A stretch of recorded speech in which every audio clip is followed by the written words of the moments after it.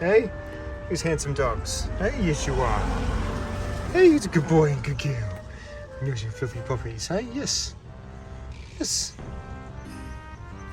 All right, let's go. Sit. Whoa.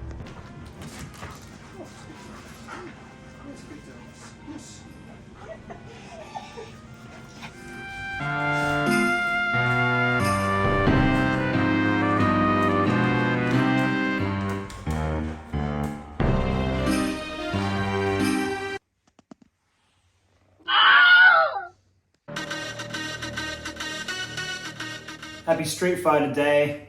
Big fan of the Street Fighter games. Number 6 is out and I'm just learning it. Just trying to choose character to maybe settle on. There is a few. I'm just going through the arcade modes. I enjoyed my time with JP. Quite liked Guile. I usually like Guile. And yeah, this giant lady, Marisa, was pretty cool as well. So, still settling on one. I'm still trying to try them all.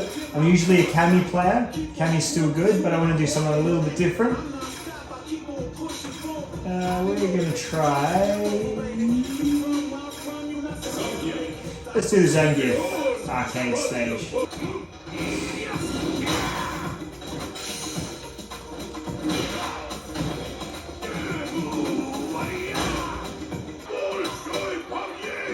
Weird thing with this game is you can choose to play with like Smash Brothers controls, which kind of makes it immediately more fun, but also you feel like you're still cheating, but apparently it's not a completely embarrassing way to play.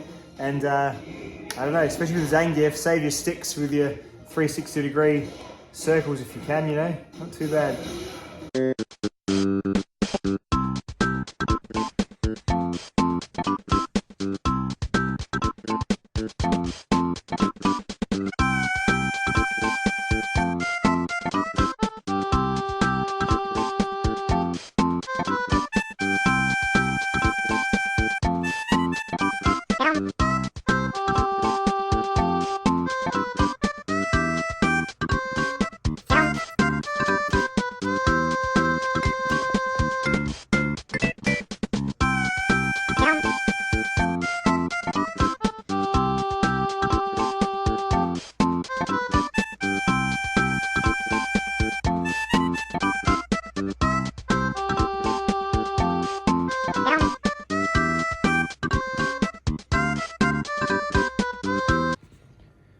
Here's a good Yoshi. Who's my best boy? Who's my best big boy, Yoshi?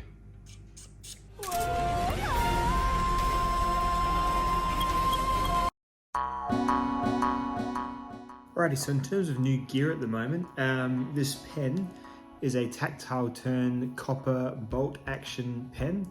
I ordered this from, it's like a Global Gear Australia type eBay seller. It was a pain in the ass. The whole thing was a bit of a pain in the ass. I should have just ordered it from Tactile Turn's website. I thought that they had them, they must have, maybe this company orders a whole bunch and has them in stock. and it dawned on me obviously that it was drop shipped, so it was annoying. I should have just bought straight from Tactile Turn as I've done in the past. This took about 4 months to get here, and I've ordered from Tactile Turn before, and it's taken 2 months, you know, tops. Shipping's slow. So yeah, that was a bit of a bummer, but it's a really nice pen overall. It's got tactile turns. It's like it's ribbed, I guess. Ribbed, is that the right word? It's got like very fine sort of, yeah, ribbing all along it. I don't know what to say. And but it's a Pilot G2 ink and a little bolt action mechanism.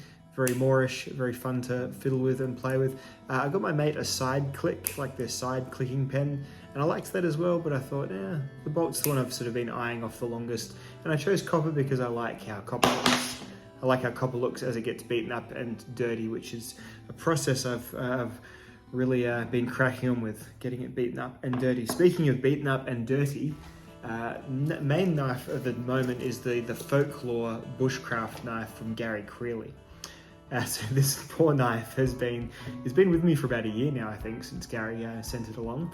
I've been wanting to do a proper review of this knife, because buying a custom bushcraft knife, like an original, it's not a small endeavor. So Gary's knives are going to cost you, in Magna Cut like this, they're going to cost you a little bit, but yeah, it's been all seasons of use now on this guy, and yeah, it's not looking so flash in terms of how it's presenting.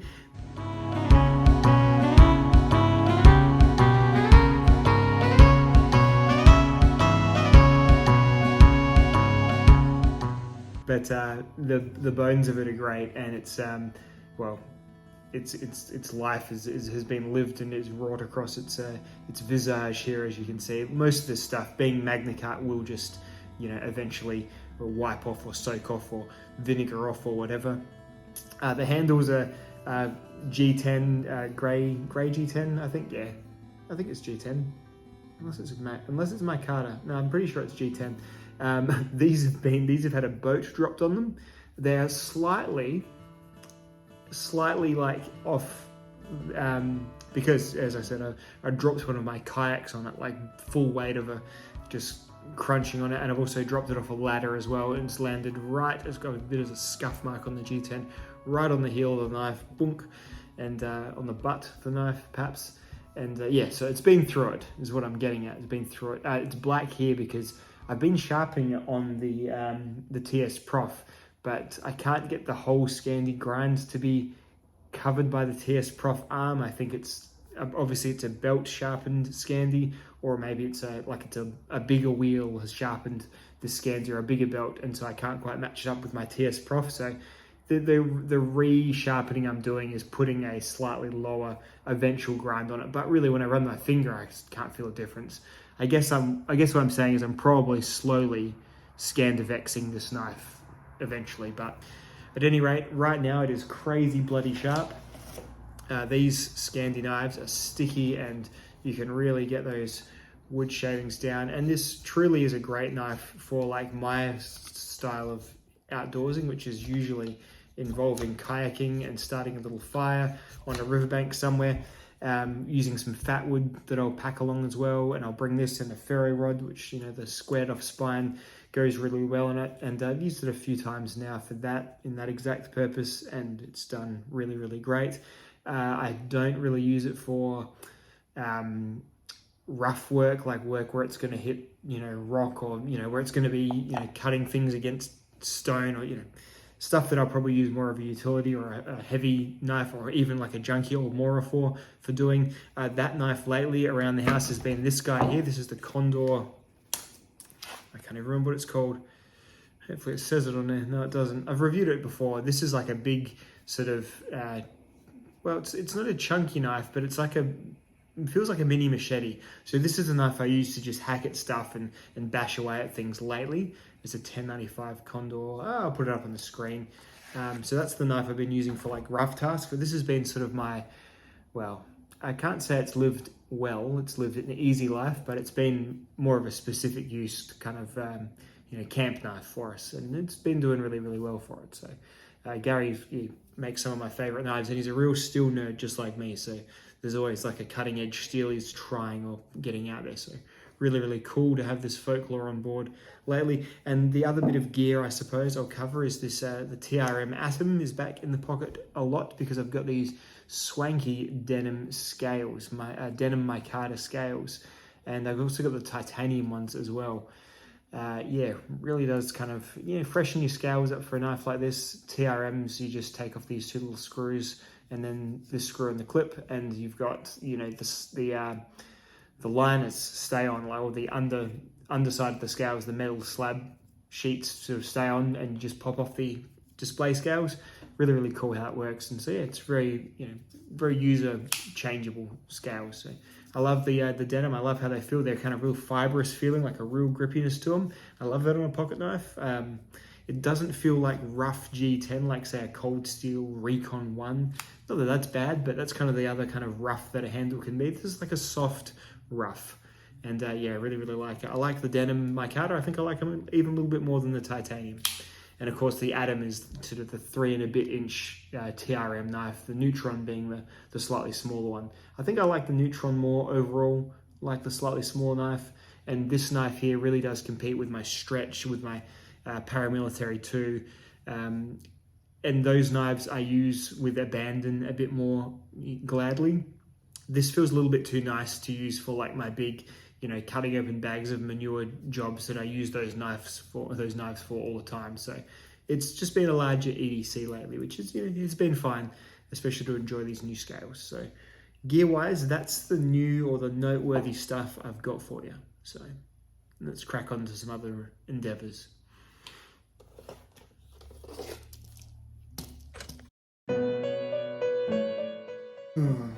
I got the coronavirus again. I guess we just do this every 18 months for the rest of our life until we die. It's a shame. I was hoping to at least have some alone time, but I have to spend it with my children who also have the coronavirus now. So I thought I'd sneak up into my shed and do some sharpening of my TRM Atom. So with the TS Prof, because it's generally supposed to be for 2 or for larger knives and have the 2 jaws, what I generally do, because I'm just using 1 jaw because it's a small knife, I just try and get the middle of the knife as close to the middle of the machine as I can. I did see some very cool central jaws that sort of had the 2 come down into the 1, but this for now certainly does the trick for me, and I'll fiddle with it a little bit more, get it right, but that's the general gist of it. Watch flat there, and then you rest it on the top of the knife. Get this angle here, which is about 6 and a bit, yeah. 0 that. And then this one here is going to be my working angle. Oh, 16. I might just leave it at that because I'm lazy and I don't feel well. And 16.2 is a nice, good angle per side for a slicey knife like this. Let's do it.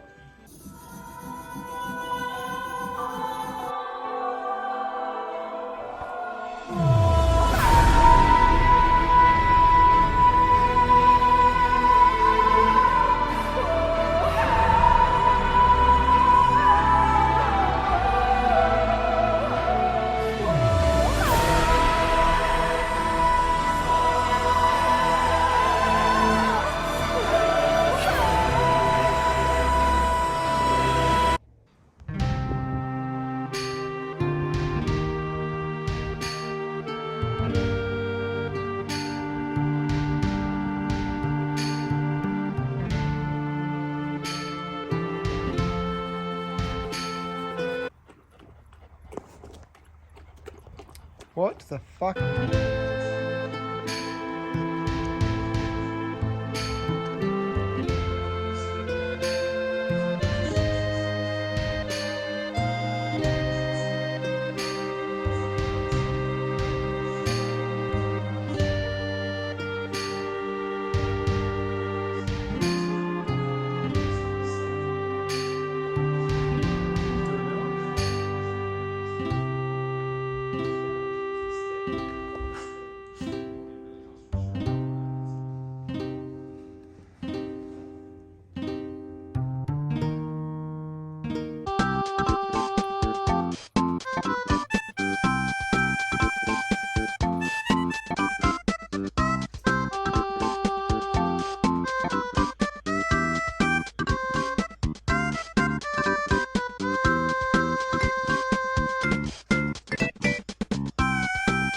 State your first name, your last name, and occupation. Lizard man, and lizard man. So yeah, when the cookie started to crumble that we were indeed becoming a lizard family, all the normal thoughts rushed through my head. You know, why are we getting a sixth or seventh life form to care for?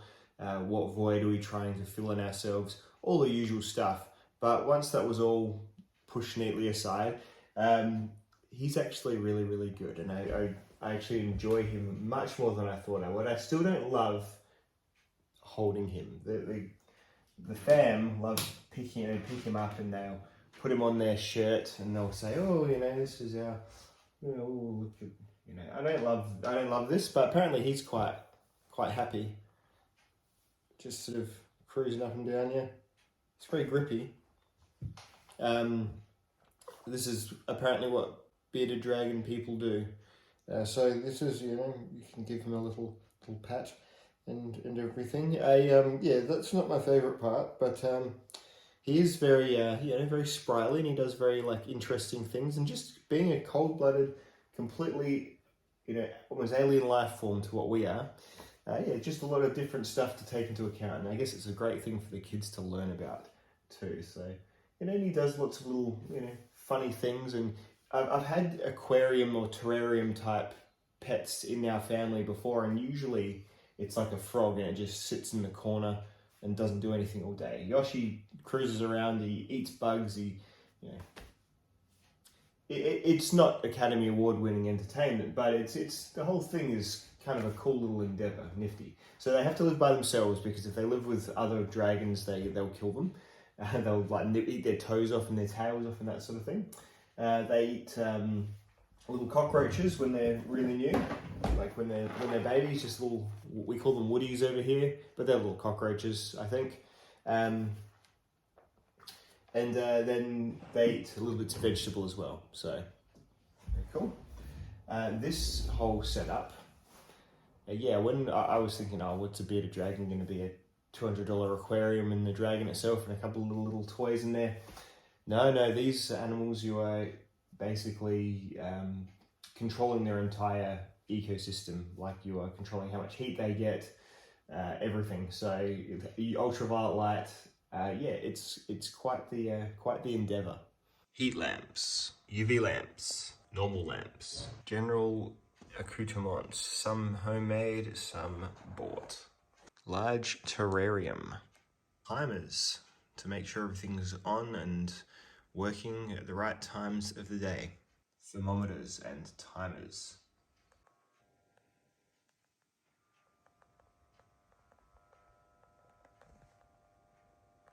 And of course, the bearded dragon himself.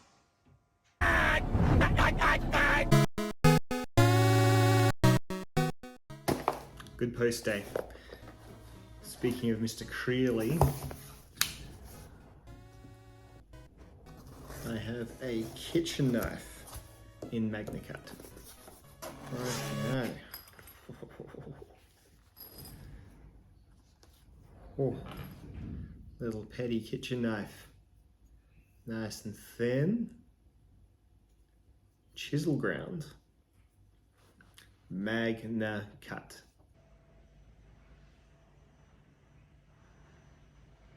This makes me want to make a casserole. So let's do that.